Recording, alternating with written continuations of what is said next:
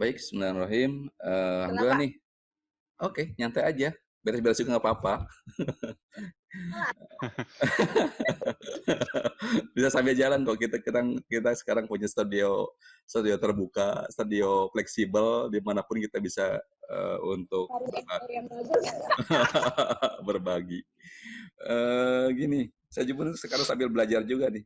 Belajar akhirnya bahasa tubuh saya mesti belajar juga karena setelah saya ngerekam mungkin beberapa episode ya dengan lihat video-video saya jadi lucu, oh bagian ini salah, bagian ini nggak bener nih, mesti perbaiki gitu. Jadi belajar juga casting kayak gituan kan.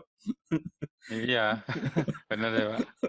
Akhirnya saya dapat beberapa ilmu ya, presenting, ilmu pengaturan mixer gitu, sound gitu loh, sound recording. Walaupun sound recording sampai sekarang belum belum bisa saya temukan dengan baik nih. Mesti ada nggak tahu di mana mesti saya pelajari. Oke, gini, saya sengaja saya ngajak Bu Siti, ngajak Agam, ya saya pengen ngajak bercerita, ngajak ngobrol yang mudah bermanfaat. Begini Bu, Ibu kan kemarin sudah sedikit ngobrol dikit-dikit ya. Mungkin sekarang kita eh, share via video, ya, share via video sehingga mudahan apa yang share Ibu juga bisa bermanfaat juga gitu buat yang lain. Nah, topiknya saya bilang tadi adalah saya udah share dengan Bu Siti, dengan Agam, bagaimana sih kita berhasil di kampus, kemudian juga berhasil juga di tempat kerja, gitu. Nah, kenapa saya ngajak Bu Siti? Ya Bu Siti juga ya banyak berkecimpung lah bareng-bareng kita di sini, dan Agam juga ya sering ikutan juga dengan berbagai banyak kegiatan yang mungkin bisa di-sharing juga, walaupun Agam kemarin ada sesi khusus yang mungkin sifatnya agak berbeda dengan yang sekarang. Ya. Nah, Bu, sharing ya sekarang. Nanti Ibu sekarang nanti ngomong. eh, Kira-kira kalau kita nanti ujungnya kerja-kerja juga, tapi saya pengen Ibu sharing juga. Kira-kira kalau Aduh, yang maaf tuh. nggak apa-apa, Kan. nggak apa-apa. Itu sebagai iklan yang Hai, halo, Halo. Hai. assalamualaikum. Halo, assalamualaikum. Cantik nih pagi-pagi. Udah mau siap-siap Eh, kemana nih? Jalan-jalan kayaknya nih. PSBB, PSBB. PSBB ya. Iya. Eh, Gimana kalau misalkan di kampus itu, ya kan saya sampaikan tadi awal adalah pasti ujungnya kan kerja-kerja juga. Tapi kan kerja juga kan tidak terlepas juga dari pola pola didik yang saat kita di kampus. Nah, kira-kira Bu, mungkin Ibu bisa cerita juga gimana sih kalau di kampus itu dianggap berhasil, yang nanti bisa menunjang juga untuk nanti bekerja gitu loh Bu. Enggak Bu, gimana Bu? Kira-kira bisa sharing? Oke. Ya, bismillahirrahmanirrahim. Assalamualaikum warahmatullahi wabarakatuh. Waalaikumsalam. Warahmatullahi Saya punya wabarakatuh.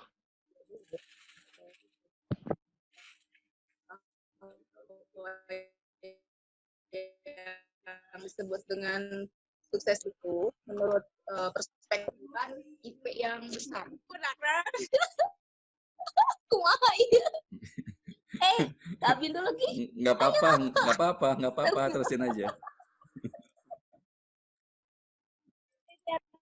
Rambutnya awas. Rambut mulai kelihatan. Sini duduk.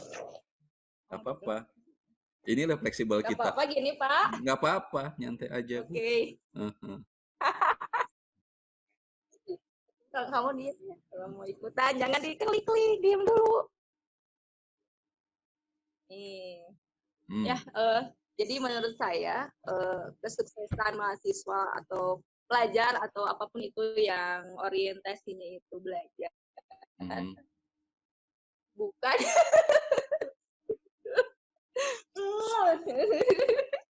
Bapak kalau ya ada iklan heula Pak. Nggak apa-apa, nyantai Ya. aja. Kau obrolan nyantai aja ini.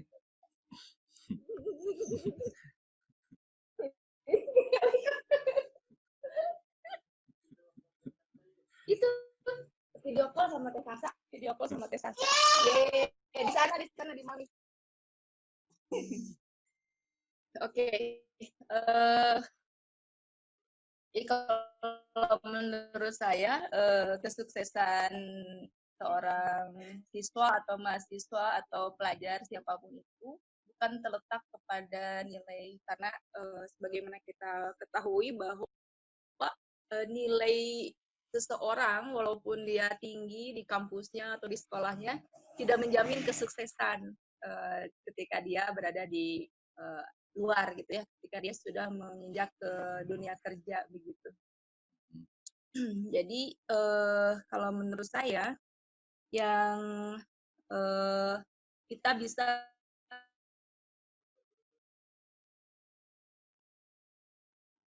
sekolah gitu ya atau kuliah, misalnya apa, kita belajar bagaimana kita bisa disiplin dalam mengerjakan sesuatu. Karena kalau di kampus itu atau akan kita belajar bagaimana kita dituntut untuk mengerjakan tugas. Sehingga dengan mengerjakan tugas tersebut kita punya target gitu ya. Beres kapan gitu, dan berarti kan otomatis itu juga memicu kita untuk selalu jangka pendek maupun ketika kita menjalankan tugas-tugas dari kampus itu hanya berorientasi kepada ini, sudah tidak akan bisa diterapkan ke dunia. Jadi ketika kita ingin meraih sesuatu target, dan target kita itu ingin sesuatu, ya Allah kedepannya juga akan bisa menjadi seperti itu. Jadi yang terpenting ya, poin pertama yang menurut saya adalah bahwa nilai itu bukan yang poin terpenting ya, IPK itu bukan poin yang terpenting. Yang terpenting itu bagaimana kita belajar disiplin, bagaimana kita bersosialisasi dengan orang lain. Nah kan menurut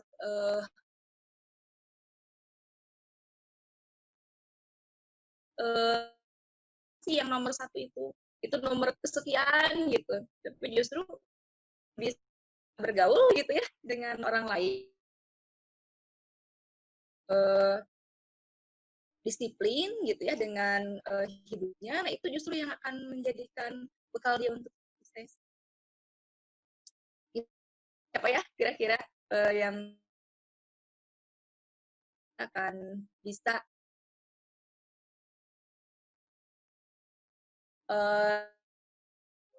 kita harus konsen ya, baik di dunia kerja maupun di dunia sekolah atau peran apapun kita,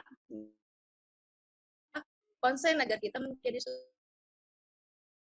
hanya dengan sepotong-sepotong kita meraih kesuksesan gitu. Tapi kalau kita gitu ya, kalau kita konsen kerjakan sesuatu, istilah baratnya mah di little more, sedikit lagi, gali sedikit lagi sampai kita memang kita harapkan gitu, kita cita-citakan gitu.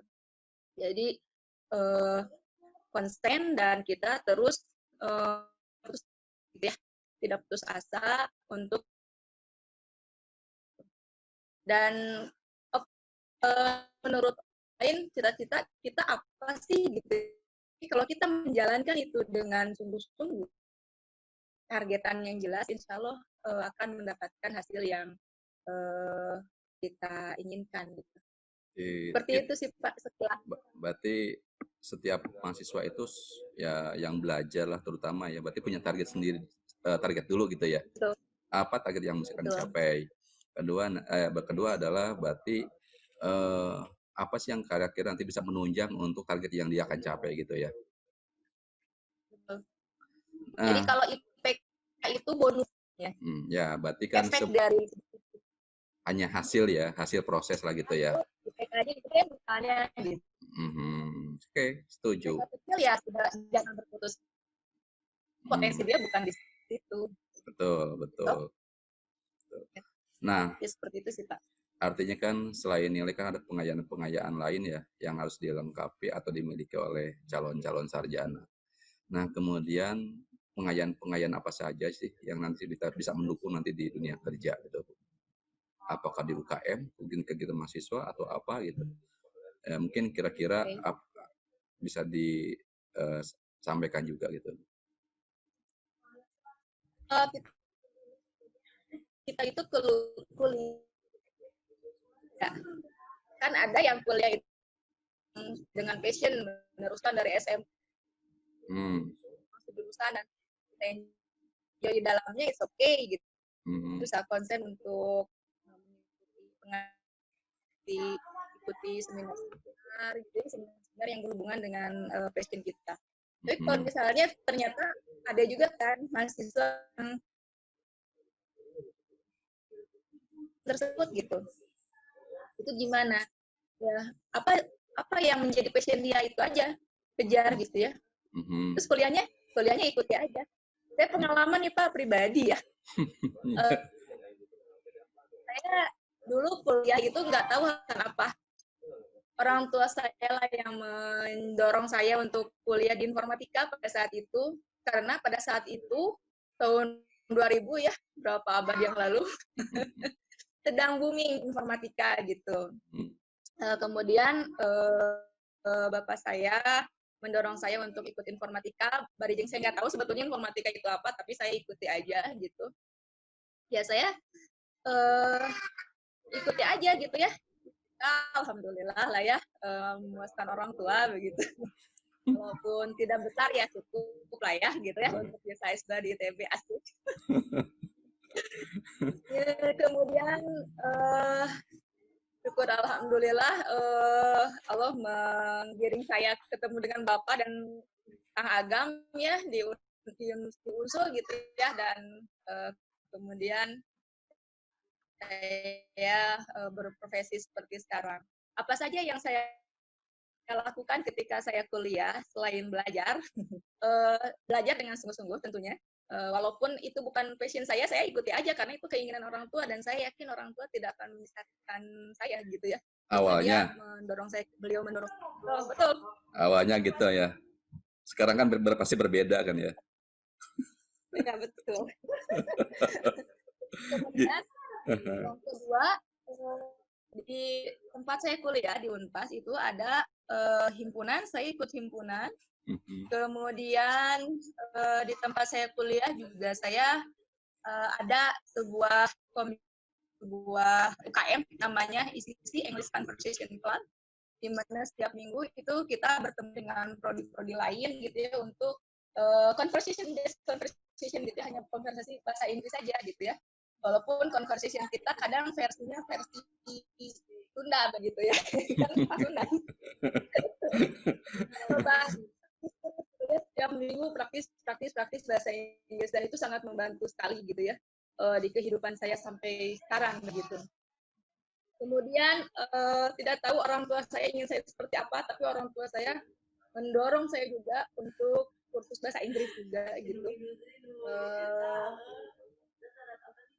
Saya kursusnya di SD Pak, di SD dugi ka kuliah di kursus bahasa Inggris berjing sampai ke akhirnya tuh bisa. Kemudian saya ikut berbagai perlombaan juga pada saat itu. Luar biasa. Ikut perlombaan di luar jalur informatika ya. Ada dulu dari SMP saya suka ikut lomba puisi, saya ikut juga gitu ya, sampai kuliah saya masih ikut. Kemudian kalau ada kepanitiaan di universitas, saya ikut Pak.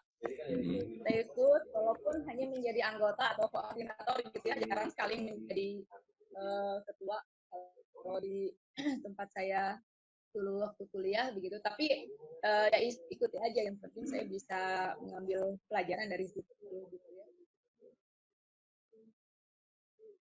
ya. Terus seminar-seminar juga saya ikuti.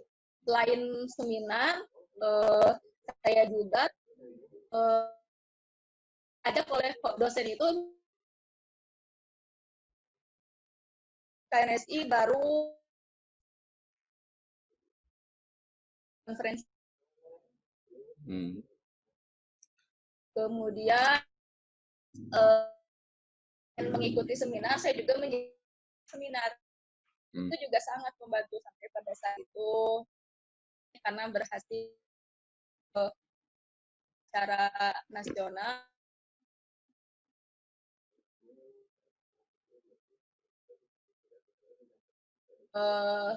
berhasil begitu ya, dan meraup keuntungan yang banyak. Nah, pertanyaan sekarang begini. Dengan pengalaman yang Ibu lalui dengan berbagai kegiatan mahasiswa, kemudian aktivitas lain, ya seminar segala macam. Nah, pengalaman itu seberapa besar manfaat saat Ibu bekerja sekarang sebagai ya pengajar lah, orang profesional lah, seperti itu. Gimana tuh, Bu? Berpengaruh besar Pak ya dibanding kuliahnya kalau menurut saya ya. Kalau kuliahnya ya karena jujur ada sih orientasi untuk mengejar nilai ya pada saat itu gitu ya. Betul. Jadi kalau hanya orientasi nilai insya Allah ilmu itu. Tapi kalau kita berorientasi tadi ya punya target itu baru punya manfaat. Nah, apa efeknya? Alhamdulillah ya. Luar juga selain aktif di kampus juga aktif gitu ya.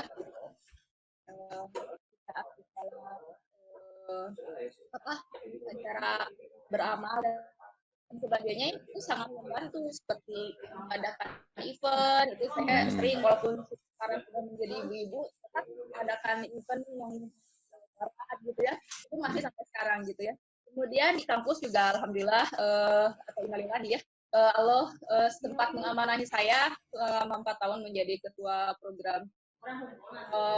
Walaupun sekarang saya punya orientasi dari tugas utama sebagai seorang wanita adalah berkarir sebagai ibu sejati begitu ya Pak ya. Jadi sekarang dosen bukan profesi saya, tapi ibu rumah tangga sebagai profesi saya gitu. Adapun saya tetap memilih untuk bekerja karena saya harus saya punya kewajiban yaitu sharing ilmu kepada yang lain. Gitu. Agar saya sekolah itu tidak hanya untuk diri saya sendiri, tidak hanya untuk biasa, tapi caranya agar saya bisa bermanfaat untuk yang lain gitu ya, karena melihat sebagai manusia adalah yang bermanfaat untuk yang lain. Sehingga walaupun walaupun saya sebagai ibu rumah tangga, di mana saya punya manfaat untuk yang lain gitu ya. Udah saya tetap mengajar, kemudian sampai alhamdulillah berjalan ya, sekarang angkatan ke-4 sudah ada ketua baru untuk UKM yang saya dan kawan-kawan buat ya, GRIT gitu ya, sebagai organisasi kerohanian di Fakultas Teknik ya. Alhamdulillah itu juga barangkali efek dari kegiatan-kegiatan yang pernah saya lakukan ketika saya sekolah dan mahasiswa, seperti itu. Oke. Nah, terima kasih sharingnya. Nah, sekarang mungkin Agam nih. Agam ini kan sekarang salah seorang praktisi, seorang profesional, dan kalau nggak salah ya, Agam itu sekarang jadi seorang leader lah, seorang di level menengah. Ya? Owner juga ada. Agam seorang owner juga. seorang startup gitu. Nah, saya bisa berbagi juga. Bukan saya, Agam bisa berbagi juga. Kenapa saya minta Agam berbagi ya? Dari sesi yang sebelum-sebelumnya saya nyampein juga bahwa Agam banyak aktivitas lah waktu di kampus, waktu masih bareng-bareng. Ya mungkin dulu adalah status berbeda. Mungkin hal yang sekarang bukan hal masa perbedaan, tapi adalah kita dulu bareng-barengnya itu loh. Ya mudah-mudahan ada ada suatu value yang bermanfaat. Nah, kira-kira Agam dengan Sekarang manggilnya tetap Agam atau Pak Agam saya, kan saya dengan seorang Agama kita. aja tuh Pak Pak. Agam aja ya. Saya agak Pak Agam misalnya berbeda seperti itu. Nah, maksud saya begini, saya minta sharing juga, sharing terkait dengan perkembangan sekarang teknologi yang terbaru. Ya, Agam juga kan kemarin ngobrol terkait bagaimana masalah robotik segala macam, bahkan pengembangan masalah data mining, dan nantinya mungkin ada machine learning. Nah, mungkin Agam bisa cerita juga nih pengalaman dulu yang mungkin berkaitan dengan bekerja dalam teknologi yang terbaru sekarang ini seperti apa. Monggo mungkin bisa di-share. Oke Pak, thank you. Mhm. Jadi kalau pengalaman saya sih Pak ya, pertama gini, tidak semua perusahaan itu dengan teknologi baru. Ini fakta di lapangan ya. Mhm. Tapi perusahaan-perusahaan ini memerlukan teknologi baru karena bagi mereka. Kedua, mereka kan saya udah pernah share sebelumnya Pak, mereka punya data. Contoh di perusahaan yang sekarang saya lagi bekerja juga itu punya data sangat banyak, tapi mereka belum bisa mengolahnya. Mereka masih mengolah dengan cara manual, baik itu misalnya Excel ataupun hanya report biasa di aplikasi gitu ya, tampilan report ada grafik-grafik biasa, tapi hasilnya kan. Sehingga perusahaan-perusahaan itu sekarang melihat bagaimana kemudahan implementasi dengan menggunakan teknologi terbaru, sehingga bisa mendapatkan insight yang lebih dari data yang mereka punya. Nah, berangkat dari situ kalau saya lihat nih, yang ready terhadap itu biasanya para teman-teman yang ngoprek di dunia startup atau perusahaan-perusahaan yang bergerak di bidang jasa. Itu tuh mereka sudah mulai ready gitu ya. Sedangkan perusahaan yang biasa end user seperti saya itu, secara kemampuan orang-orangnya kan orang-orang lama nih Pak, banyak sekali orang-orang lama, teknologi lama juga di dalamnya. Jadi yang diusulnya itu tetap masih teknologi lama. Nah, tapi manajemen ini sudah mulai terbuka gitu wawasannya bahwa ternyata ada yang seperti ini dan perlu gitu. Akhirnya sekarang mulai diterapkan. Jadi seolah-olah seperti ada direction aja dari manajemen bahwa ini perlu pengerti ini. Caranya bagaimana caranya atau kita melakukan riset. Nah, dengan vendor ini saya mau share ada beberapa yang sekarang ini sedang hot gitu ya. Jadi mungkin teman-teman nanti siapa yang teman-teman mahasiswa atau mungkin dari pihak kampus bisa menyesuaikan juga nih materi-materi yang bisa diadopt sehingga bisa ready gitu di dunia industri pekerjaan ini. Nah, yang pertama adalah karena perusahaan itu pasti punya data. Apa yang bisa kita lakukan nih sama data ini? Saya punya data misalnya ada 1 tera gitu, ada puluhan juta record gitu data. Khususnya juga data misalnya data konsumen gitu. Karena saya mau konsumen ini balik lagi ke kita menghasilkan revenue bagi kita. Itu biasanya perspektif perusahaan itu gitu. Terus yang kedua adalah bagaimana kita menerapkan satu teknologi sehingga bisa cost efisiensi gitu. Nah, jadi 2 hal itu biasanya, revenue pengen gede, cost operasional pengen seminim mungkin. Itu pasti di mana-mana terjadi seperti itu. Yang terjadi adalah pertama pengolahan data dulu. Case yang saya pernah handle itu bagaimana mengolah data konsumen. Nah, kalau mengolah data konsumen, berarti kan balik lagi ke data tadi, bagaimana cara pengolahan datanya. Kita mengolah data itu sangat manual dengan bikin rumus sendiri. Kemarin kita tender gitu ya sama vendor. Ternyata bagus. Namanya menggunakan data analitik, tapi lebih advance lagi. Ada data saya. Ternyata data science ini banyak sekali hubungan sama yang lain. Tidak hanya misalnya kita belajar satu tools programming, terus bisa data science, enggak juga. Tapi memang ditunjang sama yang lain-lain. Contoh adalah misalnya mengenai statistikanya. Makanya di dunia informatika itu udah lengkap banget sebenarnya. tinggal teman-teman mahasiswa belajar lebih giat. Kalau memang misalnya mau diarahkan bahwa saya nanti mau jadi data scientist, itu bisa mempelajari yang spesifik aja gitu. Diperdalam, yang lain yang lain dikejar tapi lebih spesifik lah. Nah, sayangnya di perusahaan-perusahaan tidak ready gitu. Jadi saya mau kasih gambaran aja, sekarang itu yang sangat booming adalah karena berhubungan dengan data, maka kita bicara big data dan juga data analytics. Nah, kalau misalnya saya share, jadi ada evolusi dari data analytics itu. Pertama namanya descriptive analytics. Nah, ini adalah kalau misalnya orang bikin aplikasi, punya data, terus disajikan berupa tabel dan juga berupa grafik, itu biasa disebut sebagai descriptive analytics gitu. Jadi kita ngolah datanya harus manual nih. Nah, bikin kesimpulan sendiri. Nah, tapi ada next level di atas itu, namanya diagnostic analytics. Nah, diagnostic analytics ini adalah nanti kalau misalnya saya penjualan ini turun, akibatkan karena apa? Ya, di dashboard-nya itu udah kelihatan.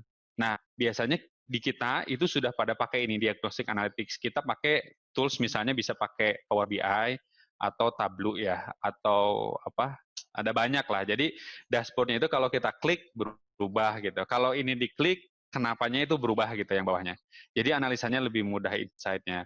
Tapi ada lagi next step dari itu namanya predictive analytics. Nah, ini sudah menggunakan perlu data scientist, ada machine learning-nya di dalamnya, sehingga si grafiknya itu udah bisa melakukan prediksi, misalnya karena melihat historical 10 tahun ke belakang penjualan, nanti di tahun depan itu ini penjualan kita bisa naik atau turun dengan faktor ABCD gitu.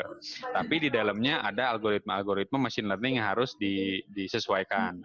Terakhir ada namanya perspective analytics. Jadi perspective analytics itu kalau misalnya kan tadi udah prediksi ya, bisa menentukan turun atau enggak. Nah, kalau perspective analytics adalah contohnya misalnya salah satu mesin ini akan matinya kapan, terus kita perlu melakukan preventive maintenance-nya kapan, sehingga tidak sempat loss gitu. Maksudnya kalau mesinnya mati kan kita bisa produksi atau produktivitas berkurang, loss profit, nah gitu. Jadi si sistemnya itu bisa ngasih informasi bahwa ini akan mati bulan depan, pokoknya pertengahan bulan ini harus di maintenance sehingga nggak mati. Jadi tidak ada yang loss profit segala macam gitu. Nah, sistemnya udah bisa ngasih kayak begituan, udah bisa kasih kayak decision bahwa tanggal ini harus maintenance misal gitu, atau tanggal ini jualannya harus di wilayah A gitu misal. Nah, ini tuh sangat seksi Pak, di perusahaan-perusahaan tuh sangat tertarik, terutama di perusahaan yang saya bekerja sekarang gitu. Jadi basic utamanya selain juga statistik nomor satu Pak, karena mau nggak mau teman-teman harus sangat mempelajari tentang statistik. Kalau nanti dari sisi teknologi ada banyak Pak. Jadi bagaimana data itu diolah. Contoh misalnya data itu diolah itu adalah, kan kalau dulu kita sengiring dengan namanya ETL, nah, extract, transform, load, di mana ada banyak data ditarik ke data warehouse, setelah itu diolah jadi grafik, jadi dashboard, visualisasi. Salah satunya tapi ya. Sekarang teknologinya salah satunya. Tapi sekarang arahnya teknologinya bukan seperti itu trennya. Bagaimana data itu ketika kita dapat diolah dengan real time, maka ada namanya streaming sekarang, streaming data. Jadi ketika data itu masuk, udah langsung masuk ke data warehouse, diproses machine learning, udah langsung muncul di dashboardnya, sangat real time gitu, sangat cepat. Nah, jadi perusahaan itu ingin pertama mereka punya data apa, bisa dihasilkan dengan cara apa, hasilnya bagaimana, dan dengan kecepatan yang